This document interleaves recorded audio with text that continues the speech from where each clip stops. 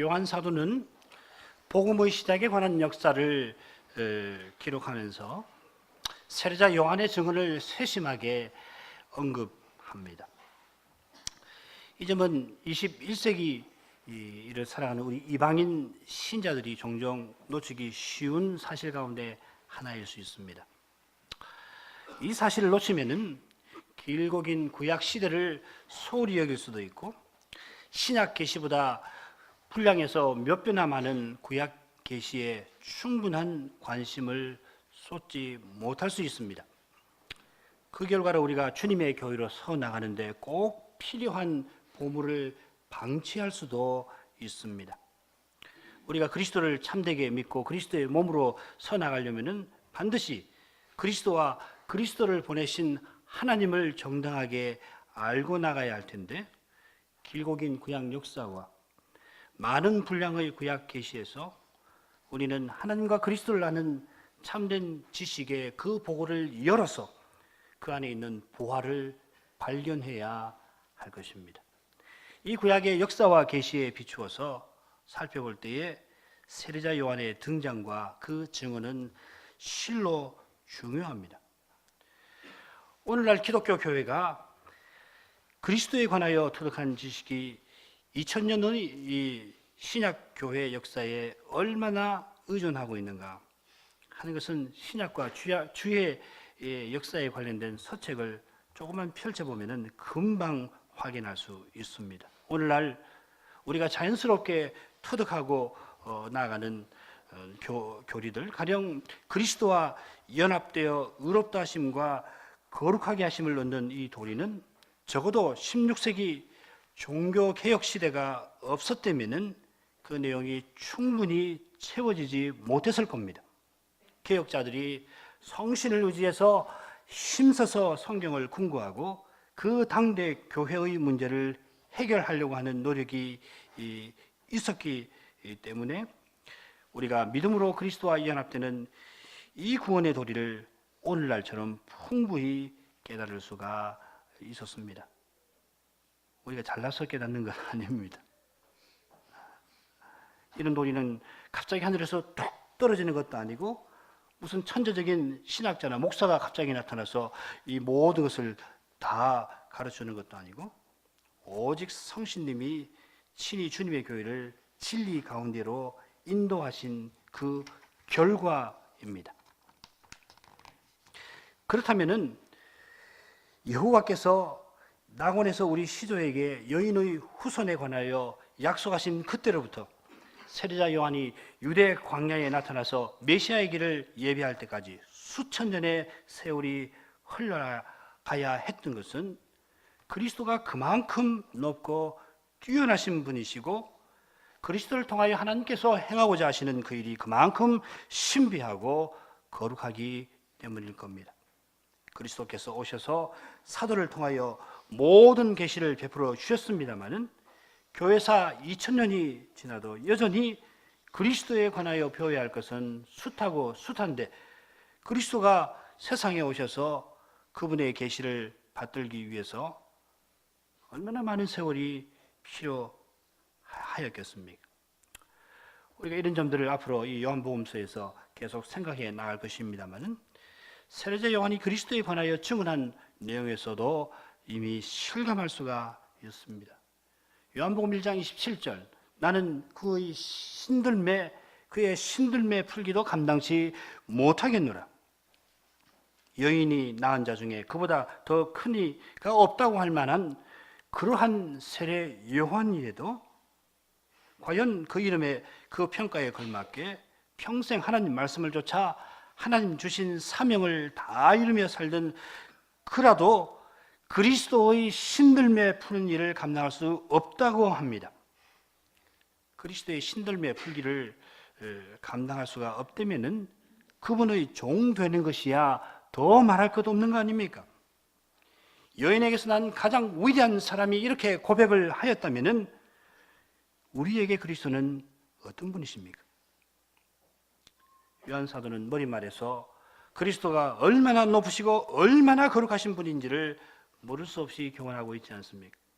그분은 태초에 곧 영원한 가운데 말씀, 성부를 향하여 계시던 성자 하나님이십니다. 모든 만물이 얼마나 우주가 큰지 뭐 별별 이론이 다 있잖아요. 우주는 팽창하고 있다. 뭐 수억 광년에서 수억 년 떨어진 별에서 빛이 온다든지 얼마나 우주가 넓고 넓습니까마는 그러나 이 만물이 이 말씀으로 말미암아 지음받았습니다. 만물이 존재하는 것도 이 말씀 하나님 때문이고 이 말씀 하나님이 지금 이 순간에도 만물을 붙들고 계십니다. 이 말씀께서 창세 때에 우리 인생으로 하여금 하나님을 알고 하나님을 가까이 할 수 있도록 하셨습니다.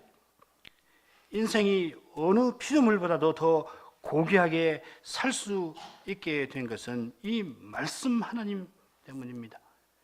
심지어 우리 인생이 타락한 이후에도 이 말씀께서 각 사람에게 비치는 빛으로서 각 사람으로 하여금 살고 숨쉬고 기동하게 하십니다.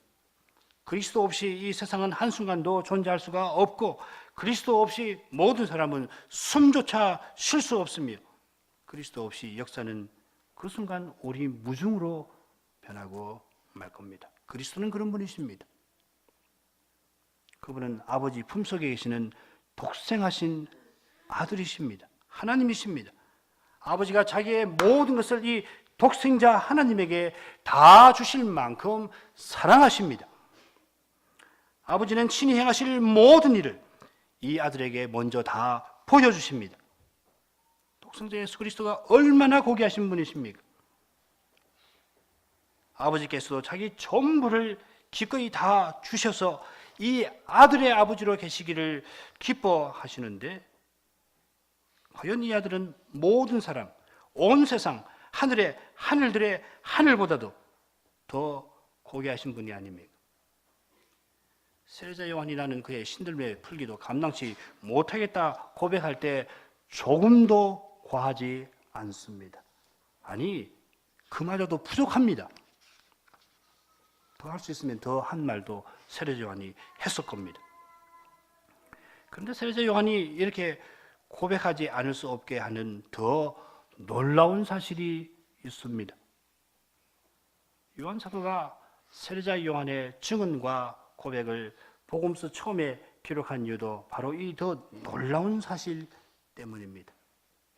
오늘 그 말씀 다시 읽겠습니다. 이튿날 요한이 예수께서 자기에게 나오심을 보고 가로되 보라 세상 죄를 지고 가는 하나님의 어린 양이로다. 하늘들의 하늘보다 크신 예수께서 세상 죄를 지고 가는 하나님의 어린 양이 되셨습니다.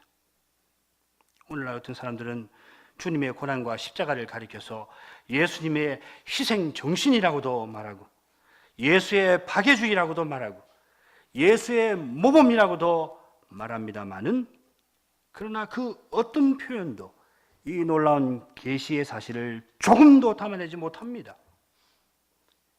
이런 표현들이 세상 죄를 지고 가는 하나님의 어린 양이신 그리스도를 조금이라도 제대로 나타낸다고 생각한다면 어림없는 이야기예요. 그런 어림없는 생각을 하니까 구원으로 가는 길이 오직 하나가 아니라 여럿이다. 그렇게 무모하게 참남하게 말하는 거 아니에요. 세례자 요한이 고백한 대로 이 세상에서 가장 위대한 인물이라도 그분의 신들매 풀기조차 감당할 수 없는 그리스도께서 우리 인생의 죄를 친히 감당해 주셨습니다. 죄가 무엇입니까? 죄는 인생이 하나님의 거룩하신 어미를 거슬러서 행하는 것, 하나님의 거룩한 법을 위반하여서 그분의 거룩하심을 침해하는 것 아니에요. 하나님을 하나님 되시지 못하게 하려고 하는 겁니다. 그러므로 우리는 우리 죄로 말미암아 하나님의 가장 엄밀하신 공의로우신 형벌, 최고의 형벌을 우리 몸과 영혼에 받지 않을 수 없습니다. 그것도 영원히. 그런데 이런 죄를 예수님이 친히 감당해 주셨습니다. 누구보다 죄와 상관없으신 그분이, 아니 우리 인생의 죄로 말미암아 오히려 그 거룩하신 공의가 침해당하시고 그 거룩하신 이름이 부끄러움을 당하신 그분께서 심지어 죄인을 구원하러 오셨어도 자기 백성이 영접하지 아니하는 그런 수모를 겪으신 그분께서 더욱이 가장 사랑하시는 제자들마저 에게마저 배반당하고 부인당하신 그분이 우리 모든 죄를 십자가에서 친히 담당해 주셨습니다.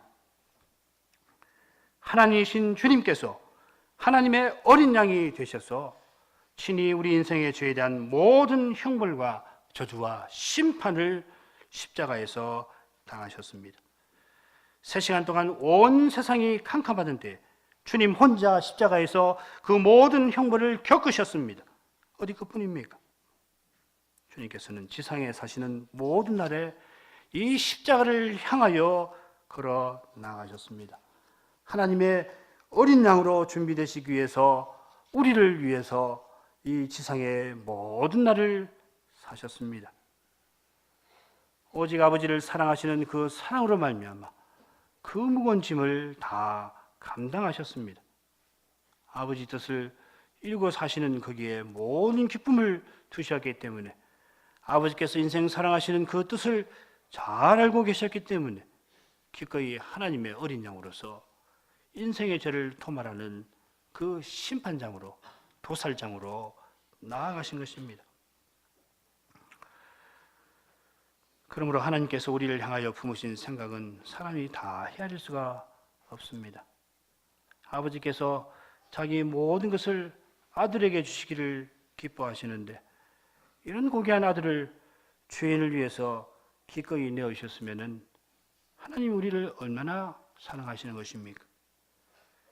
이렇게 고귀하신 아들이 아버지의 모든 뜻에 자기 전부를 드리기를 기뻐하셔서 우리 구원을 위하여 모든 일을 행해 주셨으니 우리에게 주신 은혜가 얼마나 큰 은혜입니까?